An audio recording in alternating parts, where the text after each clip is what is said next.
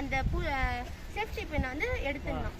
அப்போ வந்து நம்ம ஒரு கீழே ஃபயர் வந்து எந்த இடத்துல இருக்கா நம்ம ஆப்போசிட் சைடில் இருக்கணும்.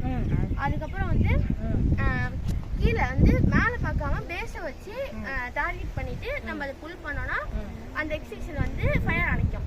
அதே மாதிரி அதை நம்ம வந்து ஒரு வாட்டி பண்ணக்கூடாது, அணையிற வரைக்கும் நம்ம அதை பண்ணிடணும். பண்ணிட்டே we have to rotate. அதான் ஸ்வீப்னு சொல்றாங்க. ஸ்வீப் பண்ணி இப்படி ஸ்வீப் பண்ணணும், ரொட்டேட் பண்ணணும்.